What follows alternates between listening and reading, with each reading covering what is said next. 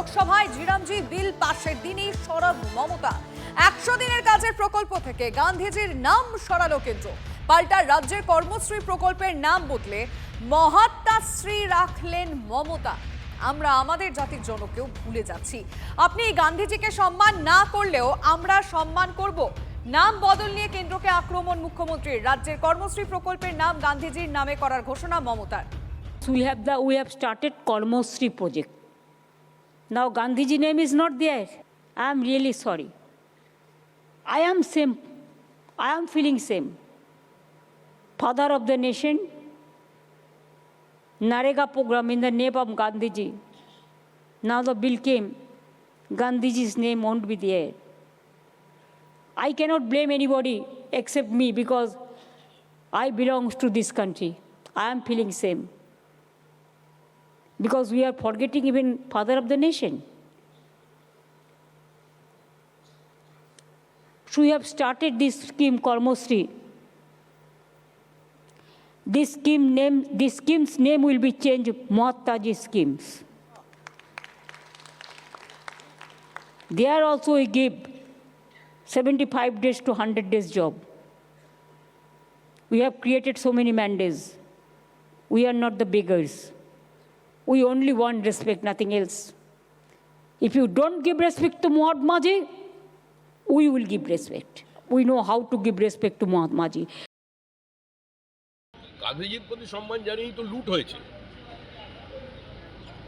গান্ধীজির নামের প্রকল্পেই তো সবচেয়ে বেশি লুট হয়েছে তৃণমূল কংগ্রেসের আমলে পশ্চিমবঙ্গে। আর গান্ধীজি তো রামাশ্রয়ী ছিলেন। রঘুপতি রাঘব রাজা রাম পতিত পাবন সীতারাম, এই বলেই তো গান্ধীজি শুরু করতেন। গান্ধীজিকে যদি কেউ মর্যাদা দিয়ে থাকে সেটা বিজেপি দিচ্ছে। কংগ্রেস গান্ধীজিকে গ্রহণ করেছে কিন্তু অবলম্বন করে। গান্ধীজির স্বপ্নকে বাস্তবায়িত করবার প্রচেষ্টা যদি কেউ করে থাকেন এবং সফলতার সঙ্গে করে থাকেন তিনি নরেন্দ্র মোদী। এসআইআর চলাকালীন মতুয়াগড় থেকেই অঘোষিত ভোট প্রচারে নরেন্দ্র মোদী। 20 ডিসেম্বর রাজ্যে আসছেন নরেন্দ্র মোদী, কিন্তু কোথায় আসছেন, কি কর্মসূচি রয়েছে, আমাদের রিপোর্টার প্রদীপ্ত কান্তি ঘোষ জানাবেন। প্রদীপ্ত। শনিবার জোড়ার কর্মসূচিতে রাজ্যে আসছেন প্রধানমন্ত্রী নরেন্দ্র মোদী। তিনি প্রথমে 11:15 থেকে 11:45 পর্যন্ত প্রশাসনিক তার কর্মসূচি রয়েছে, যে মঞ্চ থেকে তিনি কেন্দ্রীয় সরকারের বিভিন্ন প্রকল্পের উদ্বোধন এবং শিলান্যাস কর্মসূচি তার রয়েছে।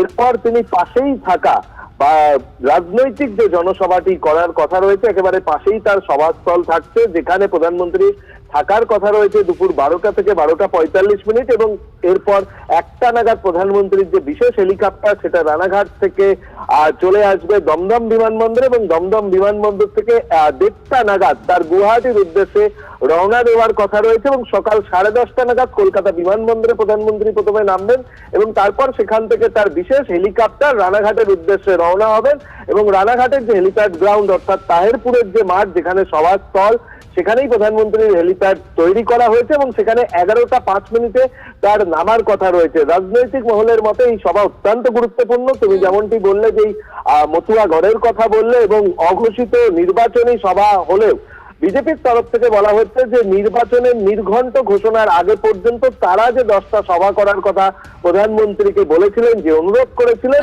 এটা তাদের 4র্থতম কর্মসূচি এবং পরবর্তীতে ধাপে ধাপে বাকি 6টিও কর্মসূচির পর প্রধানমন্ত্রী নির্বাচনী প্রচারের জন্য জনসভা আলাদাভাবে করবেন, এমনটি তারা জানাচ্ছেন। অনেক ধন্যবাদ প্রদীপ্ত।